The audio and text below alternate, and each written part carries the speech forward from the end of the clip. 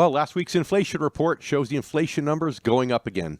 What does that mean for your hard-earned savings? Well, stay tuned to this week's episode of the Retirement Income Source, where it's all about the income.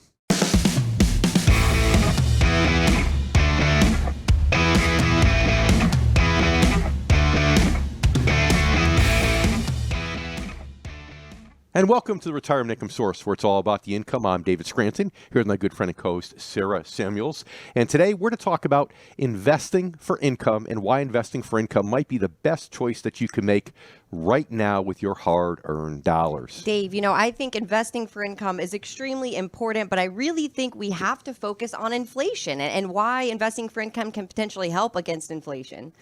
Well, didn't you hear my promo before the show? Oh, Dave, I must have missed it. That's the problem. You never listen to me. How our relationship is deteriorating, Sarah, because you never listen to me. Well, Dave, I feel like I'm talking in a forest by myself here. But you seem a little cranky this morning, Sarah. So let me ask you, how's your weekend so far? How was your week last week? It's been a pretty good week, Dave. But, I'm a little cranky because it seems like inflation is not really getting any better. It still seems like the average everyday goods in the store inflation makes people cranky. Are expensive. It makes me cranky, and I think it might make our listeners cranky. And again, I'm happy to be here with you, Dave, and with all of our listeners out there. Thank you for joining the show. If inflation is making you cranky, maybe these numbers are making our listeners cranky out there. So the inflation for the month came in, and we have it was a 0.3% headline and then 0.4% core. Those numbers were a little bit higher than what the markets were expecting. So, Dave, I know you noticed that kind of spooked the markets, and it probably spooked our listeners too. Well, since you're a little cranky today, sometimes you like to jab me. So I'm surprised you didn't quote the annualized numbers, because you know how much I love it when you quote the annualized inflation numbers on the show. Well, I didn't want to escalate any tension, Dave, because I know how you feel, just like bond mutual funds. That's I know right. how you feel about annualized rates, but since you brought it up, they were a little high. The 3.1% was the headline annualized rate year over year for the year, and then 3.9% was the actual core headline. So, yes, I am cranky because I feel like I'm not being heard at the beginning of the show today by you. Thank you. But, and of course, the reason I'm always get a little cranky with those numbers is because when you look at annualized numbers year over year, that includes all the higher inflation numbers that maybe came from 12 months ago or 11 months ago. So it doesn't show a trend, and it's kind of misleading. But, Sarah, you're right. Most economists thought that we were going to be at the headline number at 0.2 for the month. We came in at 0.3. They thought core would come in at 0.3, and core came in at 0.4. So think about it. If you're 0.1% higher in a month, and if that happens for the next 12 months, that's 1%. That's more than 1% of extra inflation, and that's a big deal, especially after all the inflation that people have felt certainly over the last 3 years. Absolutely, yeah. Inflation is affecting everyone, and it affects so many different things. And our Ask Dave question actually has to do with the topic of the show, which is how you can actually invest for income and do things to protect yourself against inflation. So we have Brandon from Utah, and he says, Dave, how does investing for income actually help with inflation? All right, Brandon. Well, I understand the question, and you said it in a nice, polite way, so I appreciate that, unlike my co-host here who was mean to me earlier today by ignoring me. But nonetheless, it was good because you basically said, you're questioning too why a lot of people say, well, gosh, you need to be in growthier assets to have an inflation hedge. And that's simply not true. So think about it. When inflation's high, the Fed is going to either raise interest rates to try to combat inflation or keep interest rates at a high level for longer. So when this report came out last week, the Fed didn't change their policy per se, except they might keep rates high for longer. So the 10-year government bond interest rate went up by about 0.2% just about overnight. So that's an interest rate that went up, right? And when interest rates go up, as Warren Buffett says, as I quote on the show all the time, right? If you can borrow from anybody, you can borrow from Warren Buffett. When interest rates go up, the value of all financial assets goes down. But the reality is that there's in turn determining which financial assets get hurt the most, there's this concept called duration, okay? Duration is just a mathematical analyst term. What it basically says is that, look, if you have something that pays no income to you while you hold it, and the only money you get from that investment is when you sell it at some point down the road, that's called a long duration investment because you're getting no return of your money. You have to wait till maturity. But let's say you had something that paid a 10% income stream along the way. That's considered shorter duration because you could hold that for 10 years, essentially get all your money back over 10 years and still hold the asset. Well, when interest rates are going up, longer duration assets get hurt more. And that's why the tech stocks got hurt the most in 2022 when rates were going up. So investing for income helps lower that mathematical concept called duration, which, Brandon, essentially gives you a little bit more protection when inflation hits and interest rates either go up or stay high for longer.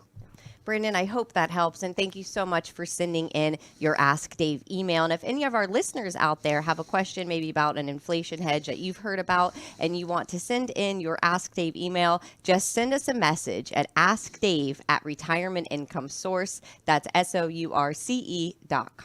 And thank you for listening to the Retirement Income Source, where it's all about the income. And today it's all about how income can actually be a way that you can hedge against inflation. So we talked a little bit about how the markets were spooked earlier in the week with the numbers. The inflation numbers were a bit higher than they were expecting, and it does seem like inflation isn't really going down at all. And Dave, I want to talk about how people, they tend to plan for inflation. They think, people understand that the cost of things will go up over time. They plan for it while they're working, but a lot of people seem to negate the effects of inflation once they enter retirement. Like it just kind of stops for that 30 plus years that you're retired. Yeah.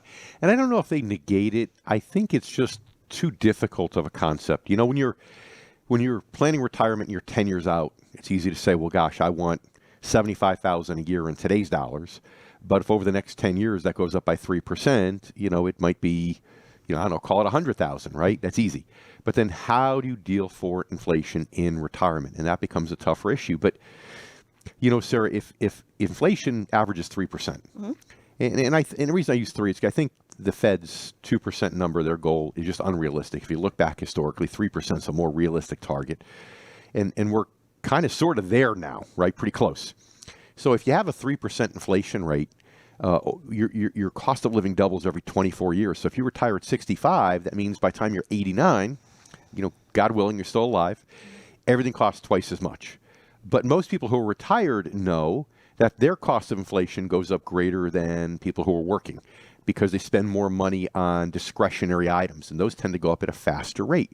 So for a retiree, their cost of living might double every 15 years, which means if you live long enough in retirement, it could quadruple.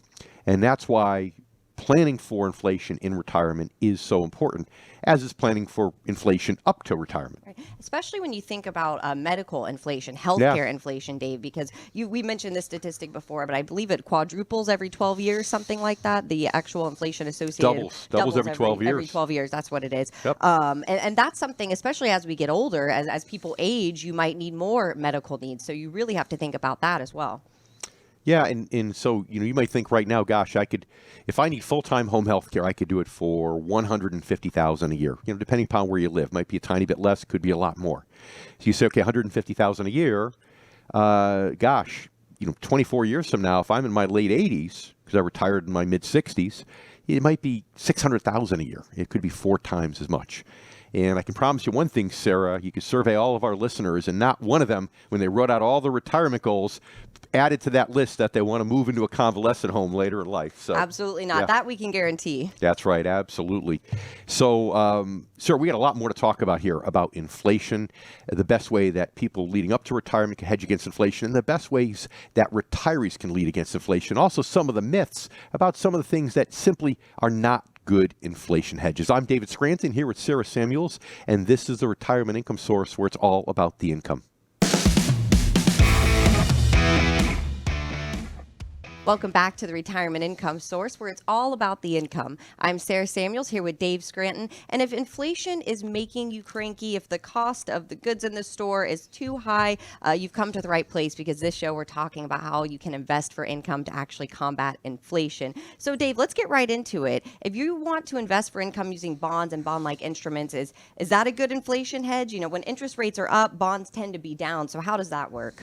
Yeah, well, you're right. When interest rates go up, the value of all financial assets actually just like Warren Buffett said. That's correct. That's right. So you're absolutely correct. The question is, what has more downside potential?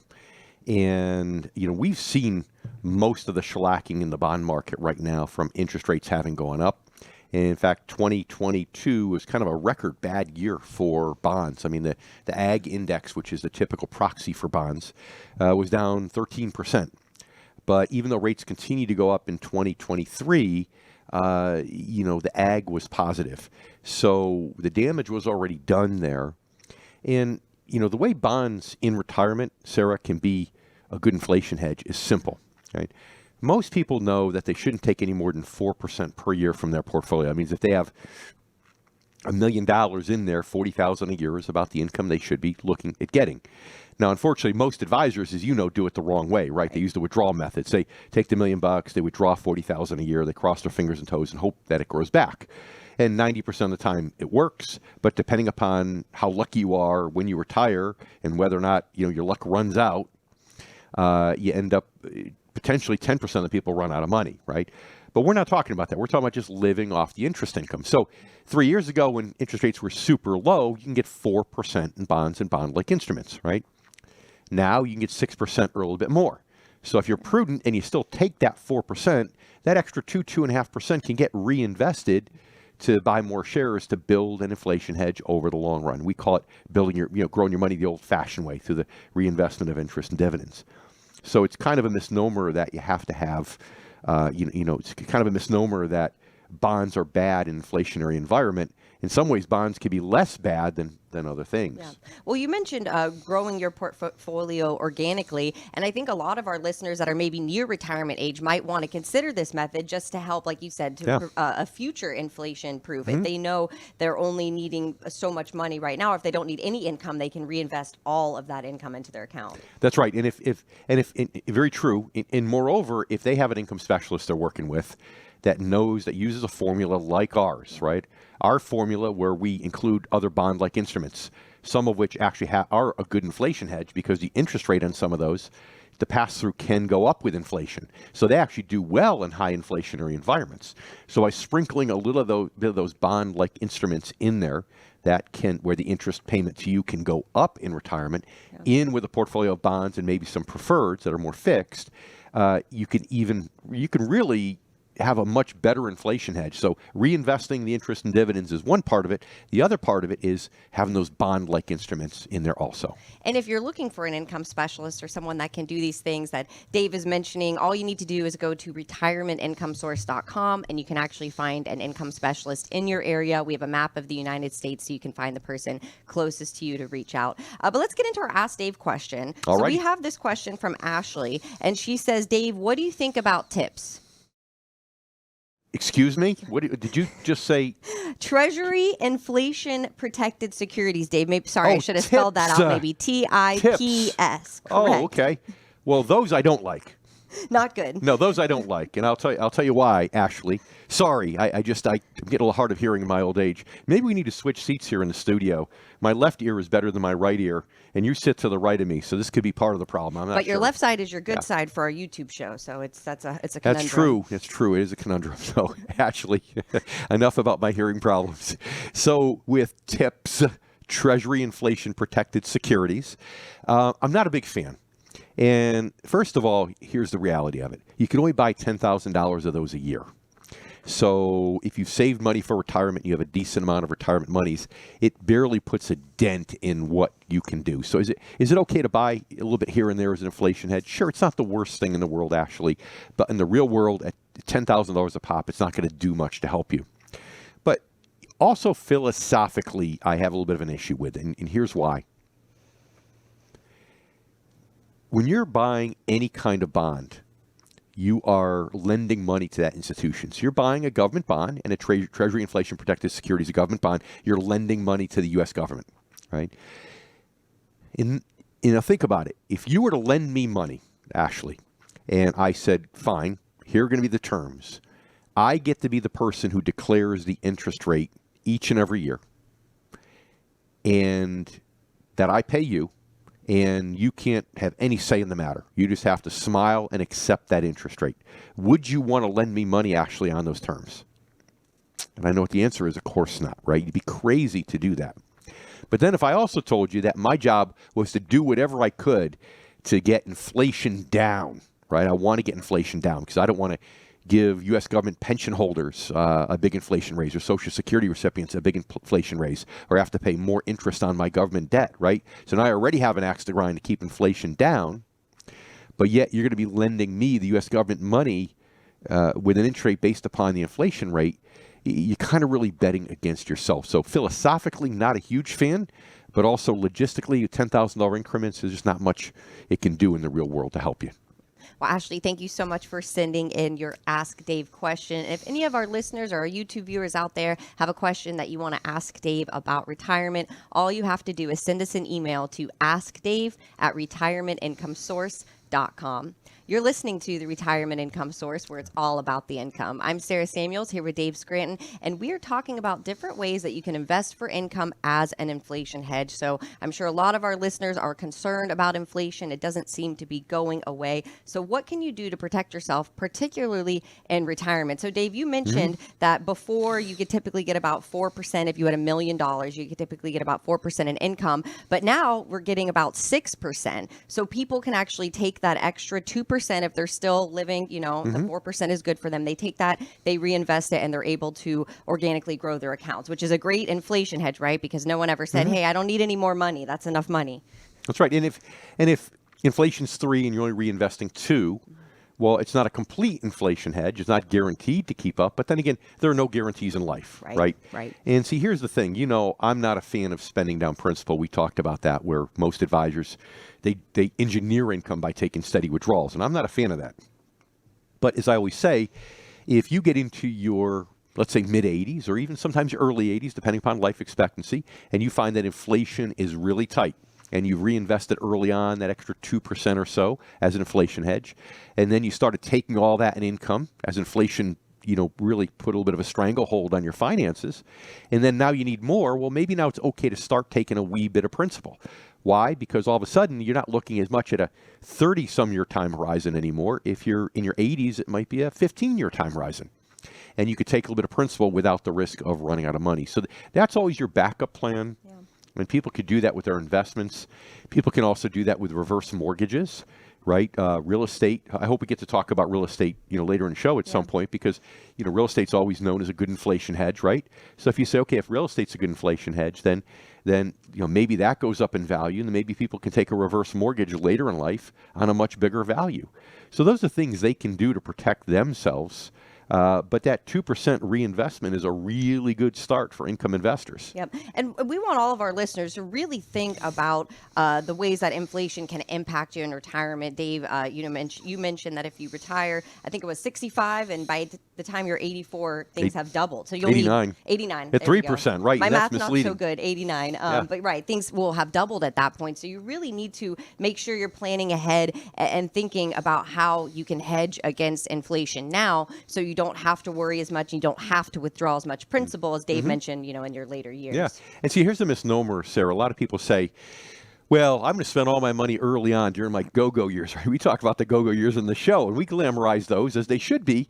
But the reality of it is that you might spend less on all the travel and all the fun stuff later in life, but that often gets replaced with medical expenses, right? So as one expense is going down, the other one's going up. And as you brought up back in the first segment of the show, the reality is we had inflation costs go up at a higher rate than virtually anything else for retirees. And, medical costs, medical insurance, even if you have the best Medicare supplement policies, they just don't cover all of that. So no, your costs aren't going to go down later in life. Yep. So what are some other potential ways that you can protect against inflation? Maybe you're thinking gold or silver. Maybe you're even thinking Bitcoin. Well, we're going to give you some tips and talk about all of those different ways that you can potentially hedge against inflation. I'm Sarah Samuels here with Dave Scranton, and you're listening to the Retirement Income Source, where it's all about the income.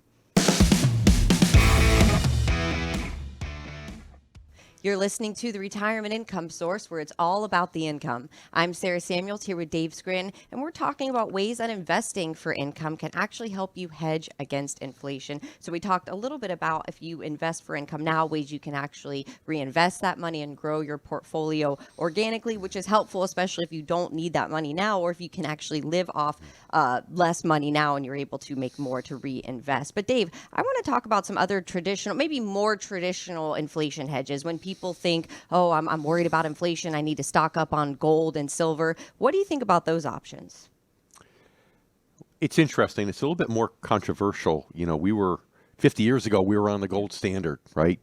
And back then, the whole concept was that, hey, if a dollar was pegged to the value of something, then if we had inflation, well, then, gold was a great inflation hedge. And because, inflation, we always talk about inflation. There's two definitions for it, and both are correct.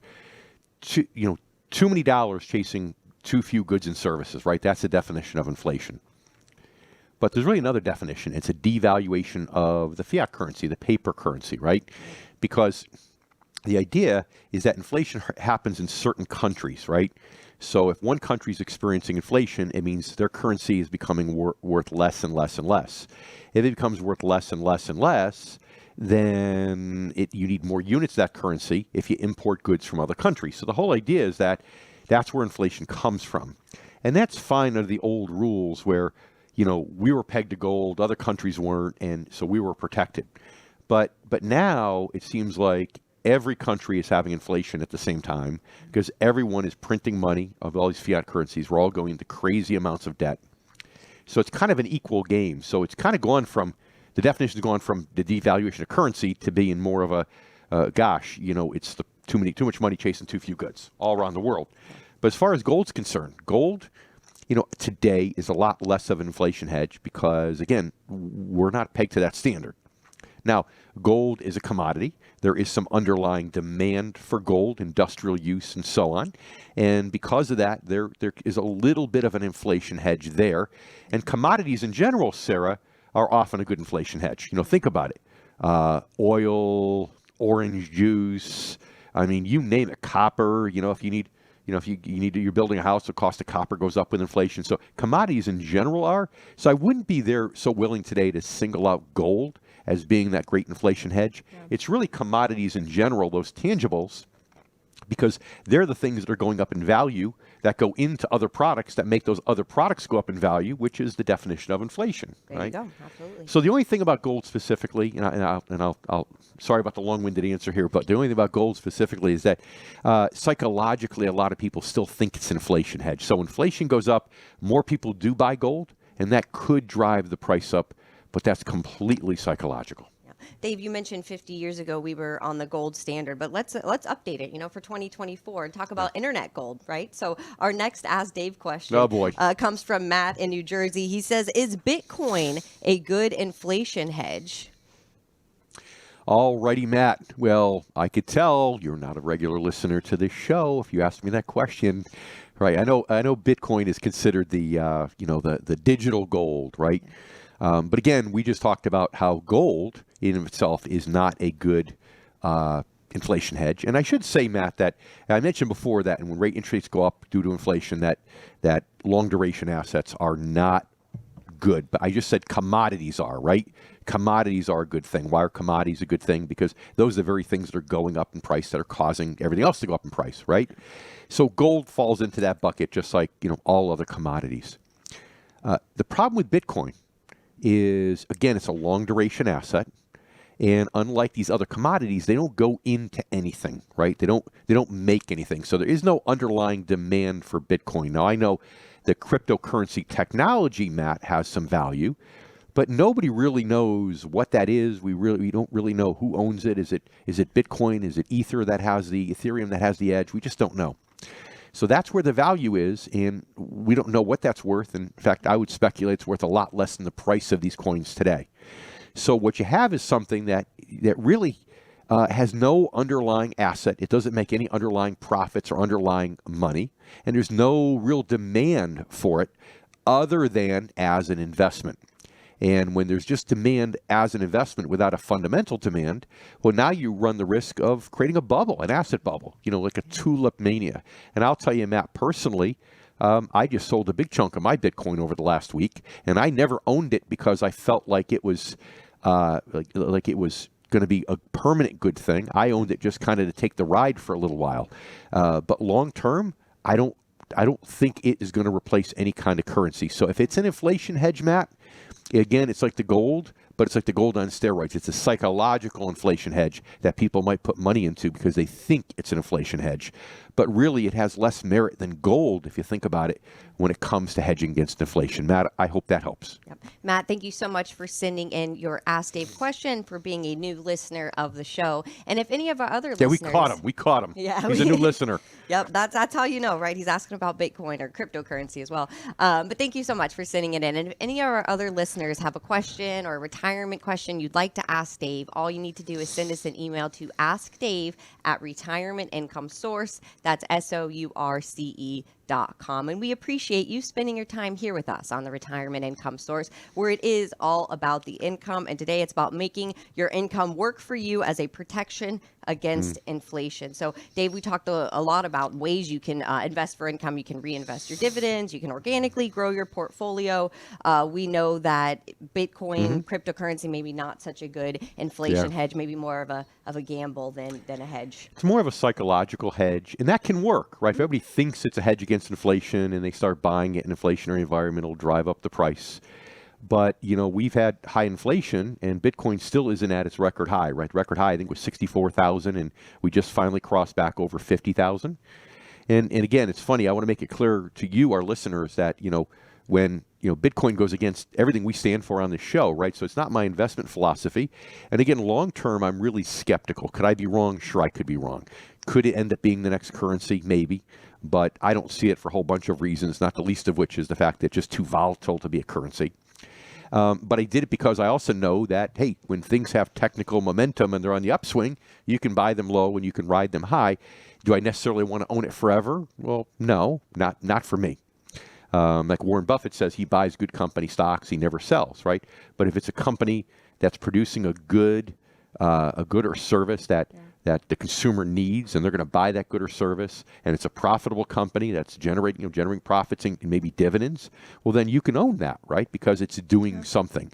The problem with Bitcoin is it's simply not. And again, at least gold and silver, there are industrial uses for those. There is a demand like there is for pretty much, every other commodity. Yeah. And I think part of the problem too is, Dave, when you're younger, when you're more in that growth stage that we talk about, when you still have a job, it's okay to gamble a little bit, right? If you want to mess around with Bitcoin, or maybe if you're nearing retirement, but you have enough money, you could put a little bit into there and see what happens. But overall, it's not a great way to hedge against inflation, because you don't want to gamble in retirement, right? You don't want to, like you said, crossing your fingers and toes. You don't want to have to guess the right time or match up the markets with your timing for when you want to retire, because that's not a great way to enjoy your retirement years. Yeah, and we talk about that Warren Buffett method, of stocks of companies that make money, that pay dividends. Well, if they pay dividends, it lowers that mathematical concept called duration, right? So it therefore makes them a little less volatile. But also, if they're into certain products that go up with inflation, then those companies can pass some of that cost increase through in the form of a dividend or a corporate profit, right? So think about it. It's when, if something goes up by 10% in value, the cost of the goods that they need to buy, the cost of goods sold, right, to make this thing or to provide this service might go up by 10%.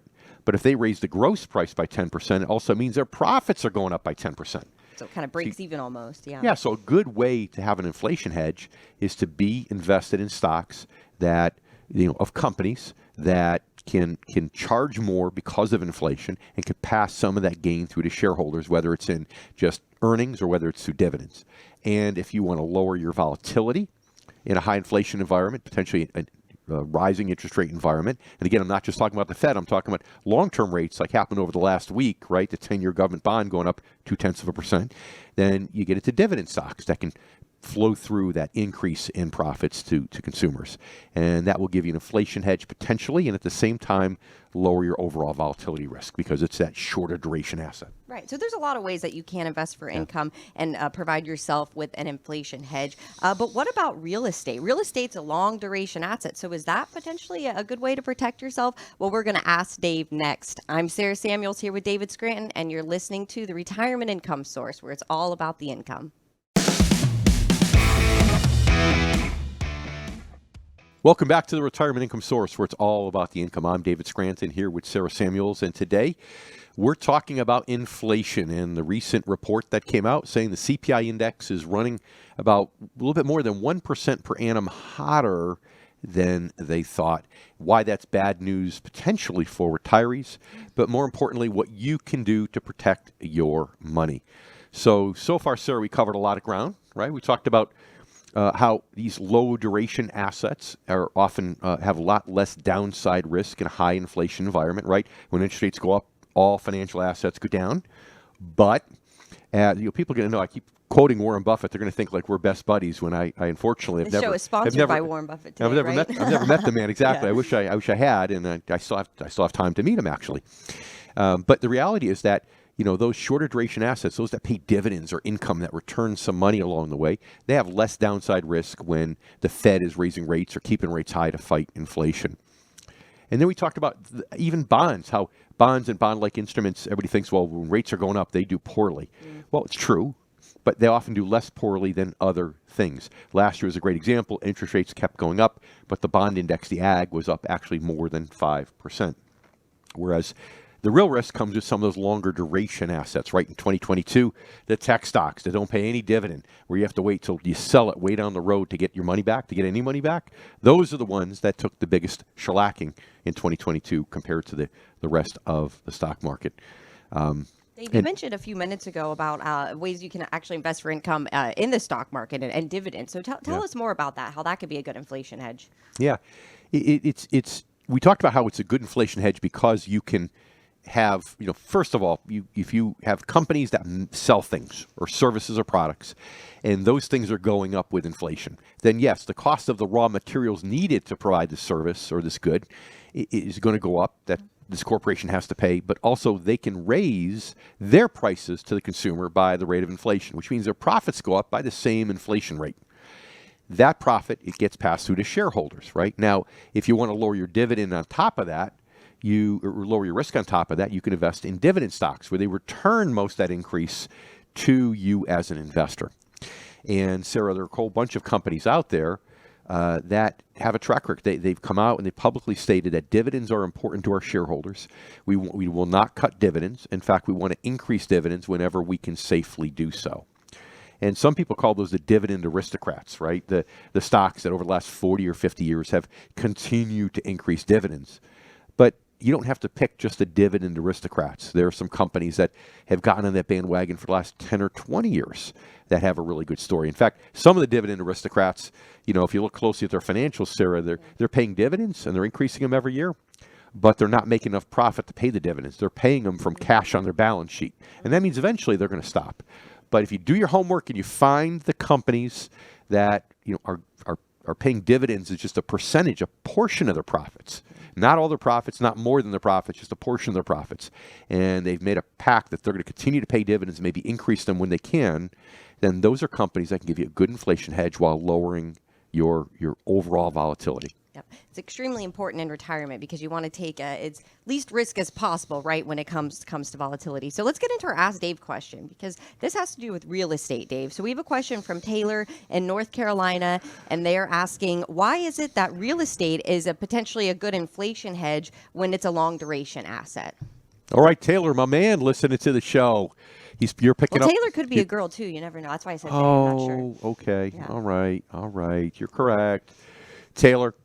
Look, you're definitely picking up what I'm putting down because real estate is a long duration asset.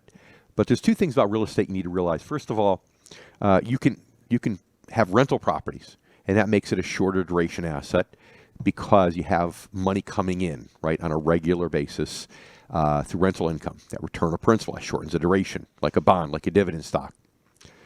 But you might be thinking, well, what if it's just a home that I use for myself, or whether it's something I'm buying speculatively? Well, you always have to look at an investment and value it based upon what the alternatives are, right? Everything has value. Nothing has value in and of itself. It has value relative to the alternatives. So what's the alternative to owning a home? Well, it's renting, right? So we all know rental costs have gone up dramatically over the last 3 years. Well, when rental costs are going up, somebody's going to be willing to pay more money to buy a house because they want to stop the pain. They want to lock in their costs with a fixed rate mortgage and stop the pain of the rental costs going up. So even though real estate in and of itself, yes, you're correct, Taylor, is a longer duration asset, the reality is that effectively it's valued as a shorter duration because even people who are buying homes are buying it as an alternative to renting. So they might not be getting cash flow out of it, but what they're doing is they're saving the cash flow that they had to pay for the rent. So Taylor, I hope that helps, and I wish you best of luck with Travis Kelce.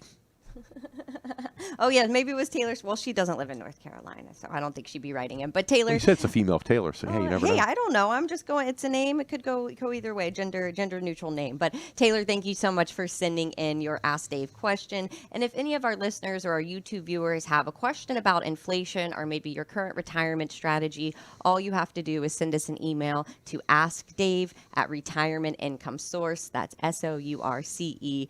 And thank you for spending some time with us here today on the Retirement Income Source, where it is all about the income. And today we've been talking about ways that you can invest for income to actually create a hedge against inflation. Because Dave, we know that our listeners, I'm sure everyone is worried about inflation, even after the numbers came in a little bit higher than what was expected.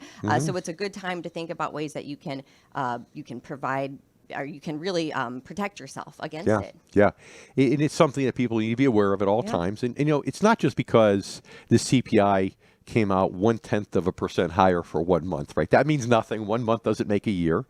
And frankly, whether inflation is 2.4 or 3.6, if you extrapolate that, what they expected 0.2, they got 0.3. Even that's not that big of a difference. The point is that you have to factor in inflation in retirement. And really the best ways that are appropriate for retirees who hopefully aren't speculating on Bitcoin, right? Right. Yeah. Bitcoin might not be the best thing to invest in, right? If you're near retirement age, if you're newly retired. Yeah. And they're not speculating on properties they could flip, right? Speculative properties. And for the most part, they're probably not speculating on commodities much, right? So it's really about investing in things that can have a little bit of inflation hedge, but still fulfill your primary goal in retirement. And what's that primary goal? Well, for most of you, it's income, right? Sarah, I love to ask, sometimes I'm in front of a group of people, I'll say, what do you plan to do with most of your retirement money? Raise your hand if you don't plan to spend any of it and you just want to leave a huge legacy for your heirs. Not only do I not get any hands, but people start to laugh at that question, right? Yeah, they think it's a joke because, of course, they're like, Dave, I'm already planning out all the fun things I'm going to do in my go-go years. I paid for college educations, children, maybe even grandchildren, weddings, everything else, maybe down payment for the first home. I'm done. Now it's about us. That was right? their That's legacy, right? That's right. And then I'll say, well, okay, now raise your hand if you plan to take a majority of the retirement money and cash it out in a lump sum and go buy a beach home or a giant RV. And I might get 1 or 2 hands, right? But most not.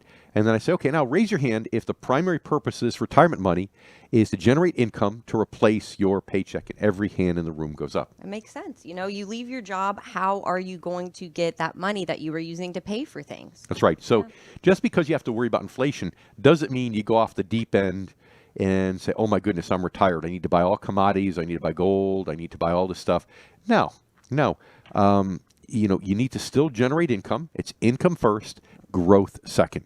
And that growth is there really as a practical inflation hedge. And for some of you, it might be because you want to leave a big legacy as a secondary goal. For some of you, it might be because, okay, you want to take some and carve it off and buy that big RV. Okay, that's all great stuff. That's fun, right?